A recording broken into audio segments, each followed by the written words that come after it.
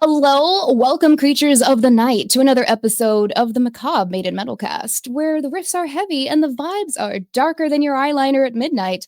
I am Ashen Rot, and joining me my beautiful partner in sin, Jen T, of course. So, without further ado, I would like to all welcome everyone listening from the streets of Linköping, Sweden. Please welcome the Grand Trick. Yay! So Thank you. much. Yes, welcome in, Jonas and Daniel. We really appreciate your time here. Go ahead, Jen. Sure. So, everybody, we're diving into the shadows with the band themselves. We're going to be exploring their past, the rebirth of the Grand Trick Band, and the music that shapes the future of the band.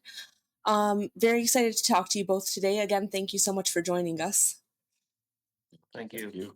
Awesome. All right. Well, let's start at the beginning, guys. So the Grand Trick has been around for some time, according to kind of your album lineage, if you will. Looks around about 2005. So can you tell us a little bit, like the origins, like how did the band form, and what sort of lit that match back then? Uh, we started out as a progressive 70s kind of 70s rock band, Hmm. uh, but now it become more like I don't know, the southern rock thing Sure. is evolving within us. I don't know, but from we had a lot of inspiration from. Grand Funk Railroad and Deep Purple and all Mm-hmm. the classics and this. Um, Yeah.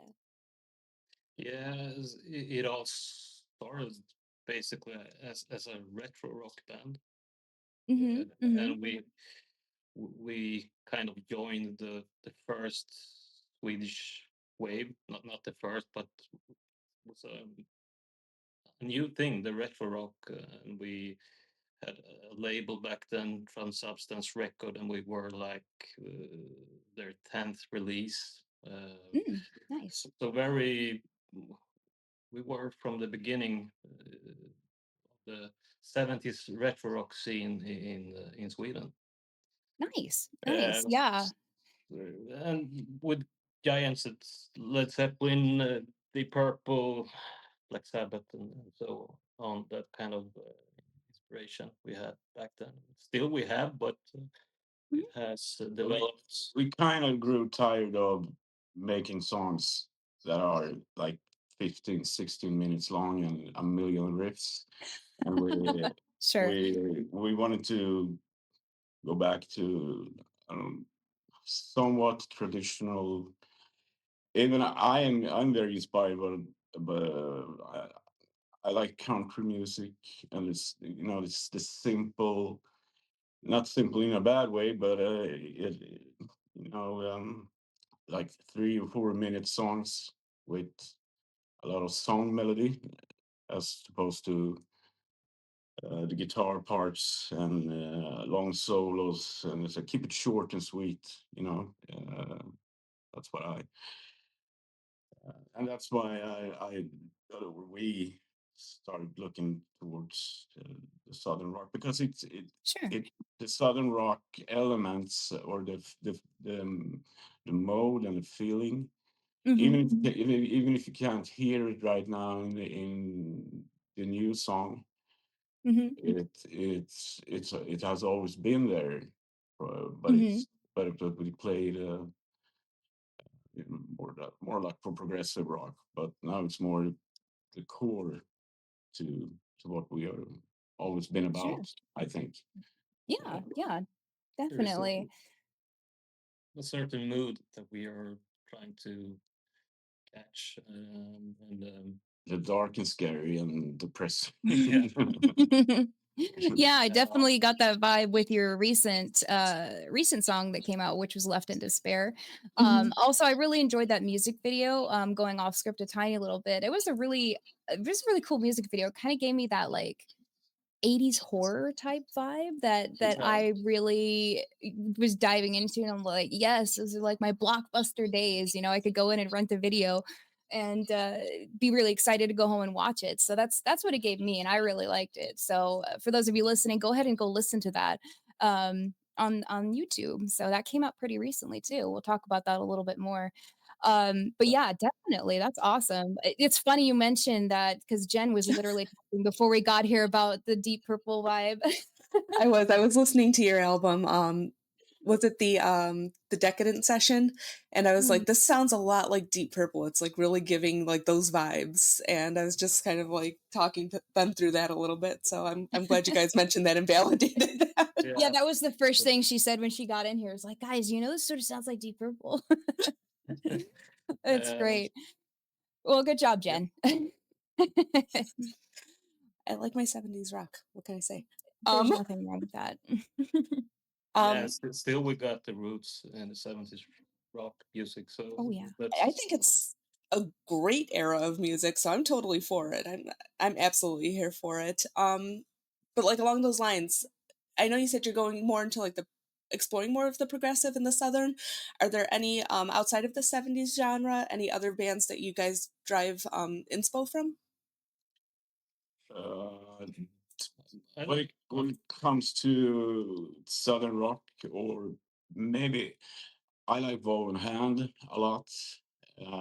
16 horsepower, of course. Before, yeah. that kind of let's say the darker mood of Own Hand and that kind of music is something that inspires us and we like to focus on to uh, give our music some new life and also we have involved more synthesizers now Mhm. music and that adds Mhm. a little more to say like a fresh fresh feeling for us Yeah. to try Yeah. something new and Dynamic. I like it. dynamic. Yeah, Mhm. Yeah, I get that vibe for sure. No, and Um, I think we've talked about it on a previous mhm. episode too, Ash, that synth is like really coming back into the metal and rock genres lately, and Oh, I'm yeah. really enjoying that too, like Dreamwake, Knight Rider and such. Ooh, yeah. Yeah, for examples. But they're kind of incorporating that like 70s, 80s sound with more of like the synth progressive sounds, and I'm so Mhm. excited to hear, anything building in that area. I'm convinced we were born in the wrong era. Oh, good music back then. Well, let's talk a little bit about, the timeline. So prior to 2025, 2020, well, end of 2024, looks like the last album for release was in 2011, which was Reminisce Boulevard. If you don't mind sharing, if you do, that's, great. If not, that's great. If you don't mind sharing, what was the story behind the little bit of a hiatus? Was it kind of reforming stuff, trying to get a new vibe, get that fresh sound, etc.? Um, we did a couple of gigs in Oslo, uh, with, and after that, I think we need, as some of us felt like we needed a really new start. Um, so that was going on, but also some of the band members back then felt that they grew tired of it. They didn't feel so. One guy just left, and after that it kind of fell apart for. Yeah, fair Uh, enough. Yeah, I imagine that unfortunately does happen. and we Um, we brought in some new guys, and we did one gig, but it wasn't just it didn't feel right, so we we put it on ice. I don't know if you say that in English. I don't think that it's a Swedish expression. yeah, put it I on ice, put it I on think ice. no, that makes sense. Yeah, it's for us. You'd put it on the back burner is how we would say that same thing. So put it on the shelf, if you will. Yeah, Yeah, um, but, but then we kind of, yeah, we the whole southern the southern goth thing. we kind of got we got the idea, both him and me at the same time, but apart. So we kind of got together and, oh, you listening to that too? Me too. And from that point we started. Let's do this again. Yeah, we started like really big to say, because I think we wrote about,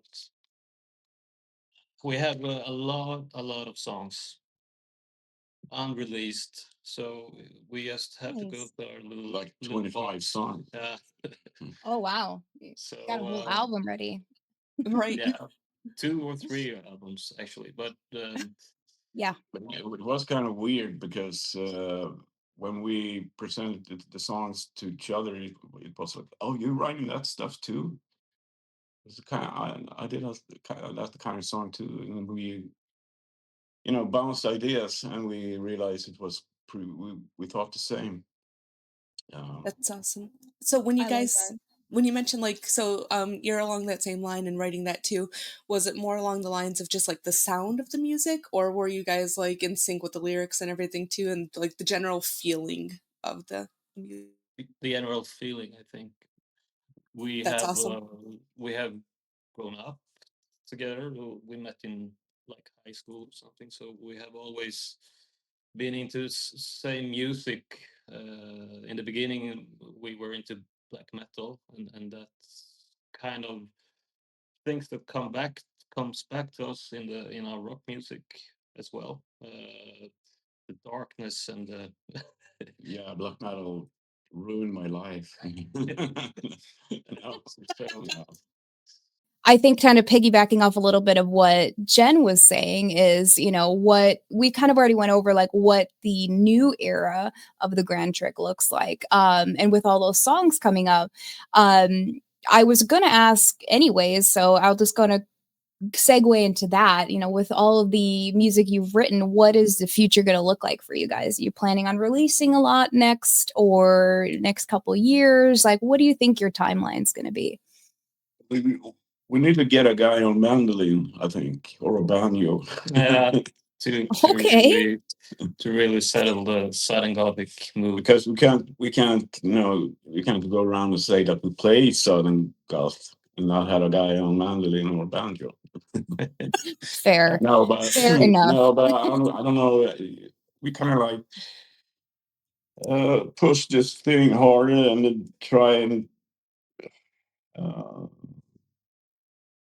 we want to get the music out, of course, and We're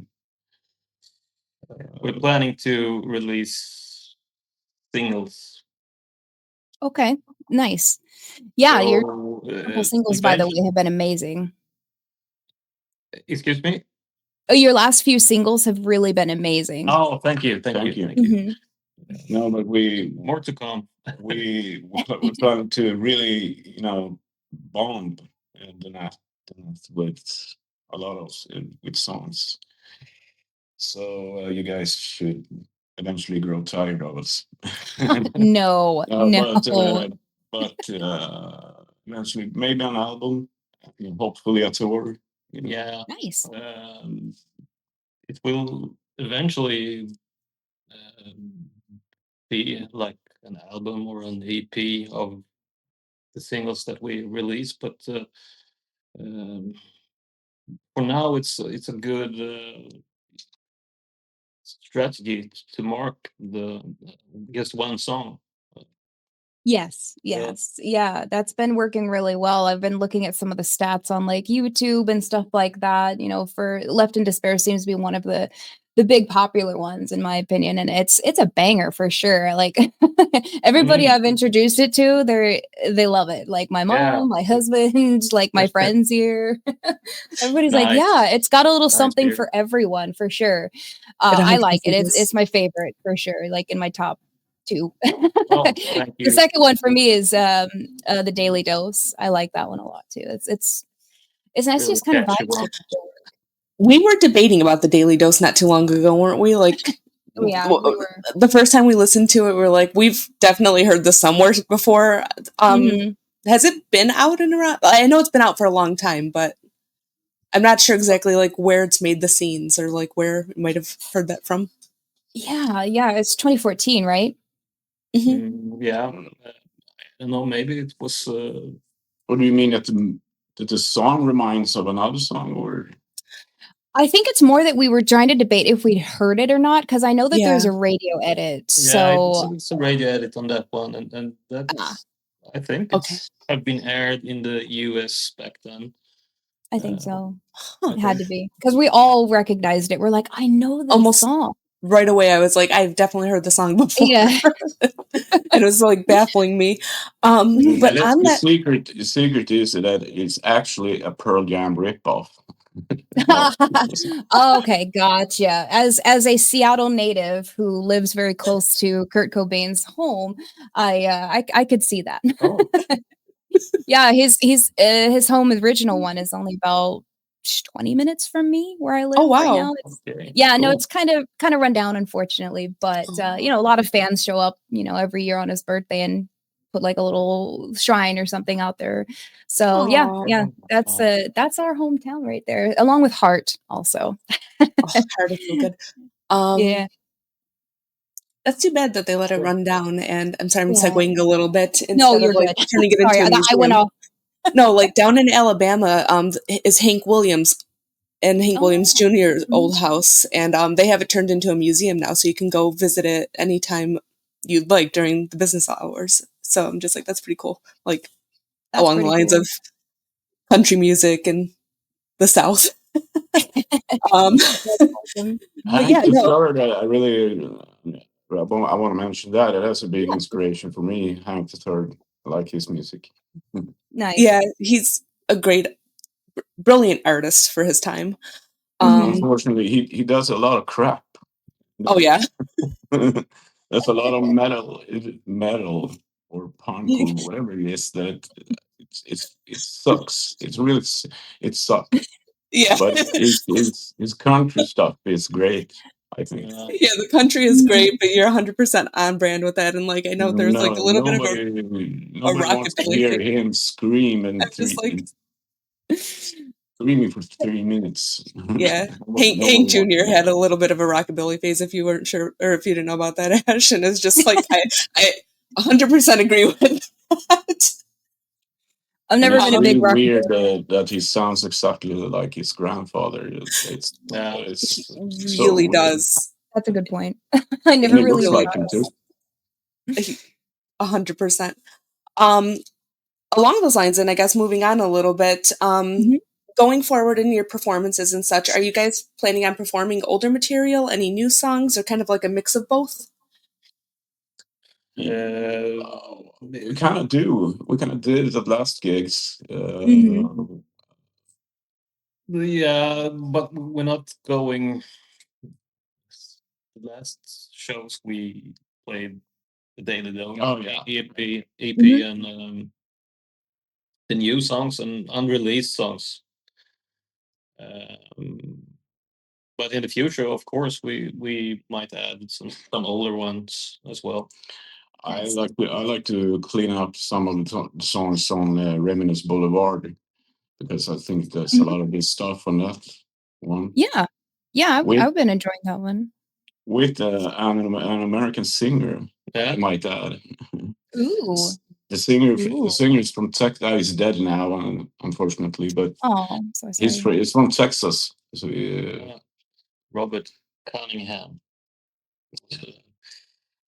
really Really. weird guy. No, but it was great. It was a typical Texan. Sure. It Yeah. was Yeah, we know the without, type. yeah, 100%. and he really he was limitless in Nice. every way. Oh, Yeah, that does sound like Texas in a nutshell. yeah. I was down in Texas for, quite some time, and that was an interesting experience. Oh, did I? Everything. Texas was better than everything.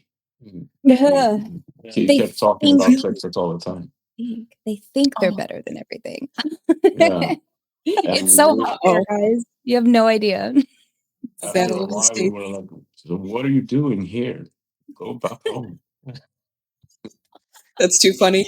There's a radio station locally to me that does this game on their morning show called Ohio, Texas, or Florida, where Oh, oh, they'll read a news headline and you have to guess that chaos. It's always a very chaotic event. Did it happen in Ohio, Texas, or Florida? And it's a call in line, and it's always good for a laugh. yeah, that our state does that too, actually. It's like, is it Florida or Texas? Is this usually the thing? I don't know if you guys know, but Florida is notorious for having the absolute most batshit crazy stuff happen there. Like, it's totally normal to just wrestle alligators. Like, that's totally normal. Like, you do that on the daily. It's a wild place. Ugh, and then Texas, I was there for 8.5 weeks, and man, the drawl. I came back with a drawl, y'all, and it was not crazy.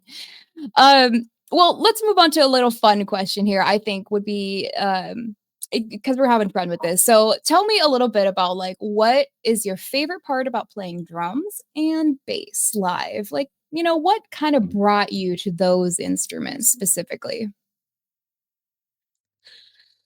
When it comes to drums, I try to add the rhythmic thinking Mhm. also when writing music for a guitar or synthesizer or whatever. Uh,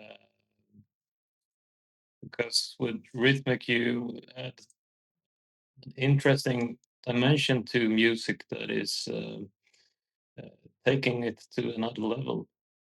If you if you think of drums as uh, not only uh, having like a beat in the background. So that's a funny part to experiment with that kind of thinking. Do you know what I mean? Absolutely. I feel like I get where you're going with that. You want to Yeah, give it a good rhythm in the background. It's not just a random beat, but it has a meaning to it. yeah. Um, But also I don't say that I'm a drummer. I used to do, but nowadays mhm. I I, I play many instruments. Oh, I'm I sure. just Yeah. I just happen to play drums in the Grand Trick because no one else play drums. That's fair enough. That's fair. I assume you both are probably very multi-talented with many instruments. I'll let you know I can play the recorder pretty well, so Wow. not to Cool. brag. Yeah. Want to be in a band? Yeah. Oh yeah, yeah, with a recorder. Yes. You know? That's the next thing, screw the synth. We'll go right to the recorder. My son brought one home, so now he's learning how to play the recorder and it's painful. Gonna jazz up hot cross buns. All right, tell me about the bass because that's my personal favorite instrument. I don't know why. I've always ever since I was a kid, I've always wanted that. So what's fun about playing that live? um, Just go to town on it? I play guitar and somewhat Sure. drums too, but when Mhm. it comes to bass, and it sounds so fucking cheesy, but it's magical. Yeah, I think Yeah. I still think it's it's dynamic, and some people, guitarists say that, well, it's so boring, blah blah blah. It's not. They don't get it because I think it's a magical instrument still. Mhm. I'm Oh, I 44. agree. And if you can explore it to, there's so many dimensions that people don't think about when they Mhm. think about general bass playing. And I'm not talking about these kids on YouTube that are going nuts in these videos. That's one thing, but uh, of course, there's a rhythm instrument, and it's the backbone of the song uh, to the drums, of course. Mhm. Mhm. Yeah, and I still enjoy it. So, but yeah. Yeah, when it Nice. comes to bass and drums, that is something we have worked a lot. Yeah. on during the years, just to make it come together as a great flow Yeah. to the music. So that's something that we're taking care of that carefully. Yeah, The definitely. right songs. I think it's awesome. That's a really great way to describe that. I always love the bass personally. One of my favorite bands is Rush, of course, with Geddy Lee, and I mean that man can just go crazy on that. Like I saw them live in 2012, and like my life was changed. I mean Neil Peart was great to see too, but like some about Geddy just having a great time up there, you know. Yes. Well, Um. Rush, great band. Oh Fly by yeah. Night, one of my favorite albums. Mm. I like Red Sector A. That's one of my favorites. It's so good. Fly By Night's great too, don't get me wrong, but something about that song is hauntingly awesome.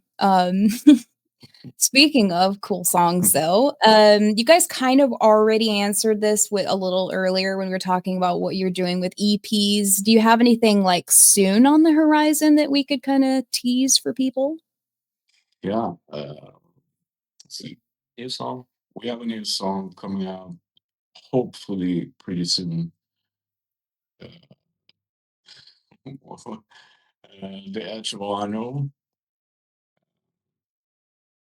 is about to be released, but not sure when. Couple of weeks, I hope. Yeah. Maybe, Cool. maybe that's promising too much. I would say Give us a probably July. Okay. July. Okay. Perfect. That's a great timeline. No, that's awesome. Well, congrats on that. That's going to be super good. If it's anything like Left in Despair, then it's going to be awesome. We If have it's not, it's going to be awesome. we have a tease out on, I guess, Instagram and Facebook. Facebook, I know. Okay. Rough mix, or not even a mix, but it's out there. Just a little tease. Little teaser. Got it. We'll make sure to check that out for anyone listening because we'll have this episode out probably before that comes out. So take a quick peek on that. Yeah, I did. I think I did see that one drop on Instagram too. I just pulled it back up actually. The Edge of All I Know. It's written. That's the song, yeah. Very nice. Very nice. Cool, cool. Well, Jen, did you have anything else you wanted to add? Yeah, I guess we were just wondering at the end of the day, like, are you guys in this again for the long haul now that you're like revamping and getting going again? Any other big things planned for the band? Like tours or anything? We're gonna go to summer gigs now. Nice. One is a little odd one, but the Martin Axe of Opet. Ooh. We're going to his residence. He has like a big residence Mansion. and Like a big, okay, gotcha. so he is gonna arrange It's got like a cafe or a bar or something. He invited us to play there, and Oh, wow. they have some gigs there, and people that, yeah. And hopefully, it's going to be a lot of people going. And before that, we're going to do a gig in Katrineholm, which is which is a city. Yeah, sure. in Yeah, Sweden. no, yeah. That's cool. That's cool. No, don't worry. We between Jen and I, we actually have a good connection over there with a lot of like Sweden/England friends. So it's not unheard of for our folks to listen into that. One of our good friends actually in a previous episode, what is Finnish, but he speaks like Finnish, is Norwegian, Swedish. It's like dude's been all over the place. It's crazy. So yeah, we have a lot of friends over yonder that we like to pick on. So Very, very true. mm-hmm. Well, with be, that, mhm. we would love to come to the United States and play. Oh, Just wanted to please. say that. And Please. if we We'd could, love to have you. if we could, we would ditch these gigs and just go to the United States. So, Yeah. I think We could need a good booking agency in the US. So we're searching. Maybe we had actually a couple of gigs. Remember that? yeah, A couple of years ago, or a long time ago, in the East Coast. I think it was New Nice. York, Detroit. But eventually, the promoter or the guy that had it, the guy, he was really weird and unserious, so that fell apart. yeah. It was a good thing we didn't go. So he was probably Unfortunate. trying to rip us off. Yeah, probably, unfortunately. Well, I know we'd love to have you here. Jen is from New York, and I'm over here on the other side of the states, and we got a big music scene here in Seattle. So Yeah, here in Buffalo as Really? well. Yeah, really? Yeah. Who knew? Who knew that Seattle's very popular? We know. Yeah, we know. got a lot of fun Seattle. gigs. Oh yeah, Seattle we at the El Corazon in Seattle is one of my favorite places to go that has a lot of crazy big bands that played there when they were like little itty teeny tiny.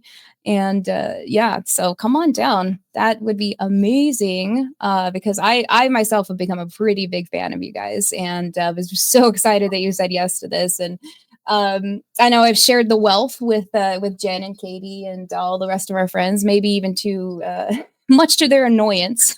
No, never.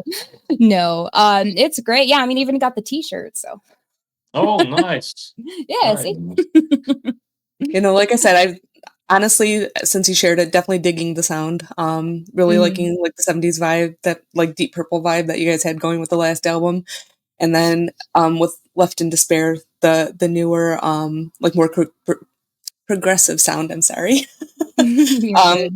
Honestly really enjoying the music. So Yeah, Thank you. it's awesome stuff. Well, with that, it has been an absolute pleasure to have you guys on the show. Thank you so much for being here. It's awesome, and Thank we're you. deeply humbled. For those of you that are tuning in, make sure to kind of check out all of the socials: Instagram, Facebook, X. Yeah, we're gonna, of course. Yeah. Yeah. So it's I'll have everything linked here for any of you guys watching. So watch out, listen for what the Grand Trick has in store next. And until then, stay spooky. And remember, the great is only the beginning. Thank you guys so much. I'm gonna end Thank it. you. yeah, thank you guys.